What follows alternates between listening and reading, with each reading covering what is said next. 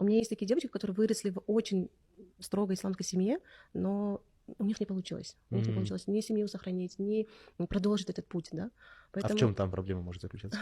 по-разному, всегда по-разному. Всегда очень Да, индивидуально, да? очень индивидуально. Ну, вот, например, если ее воспитывали совсем строго, да, очень строго, то, понятное дело, ее внутренние напсы, они были не удовлетворены еще в детстве.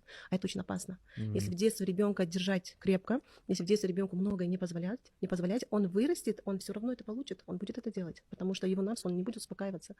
И Мгм. тогда они, конечно, вот выросли, вроде как родители им показали, ислам дали им, да, но это был их выбор. Они выросли и сказали: нет, я так не хочу, я хочу попробовать это, я хочу попробовать то, почему вы мне в детстве это все не дали, да. Поэтому здесь, Мгм. видите, очень тонкий такой момент, очень тонкая грань. Как мне кажется, вот девочку или девушку, да, подготовить к этому, это вообще вот воспитать личность, воспитать человека. Здесь очень большую роль играет именно беседы, разговаривать с детьми. Мгм. Не пытаться им что-то впихнуть наглую, да, не пытаться манипулировать ислам.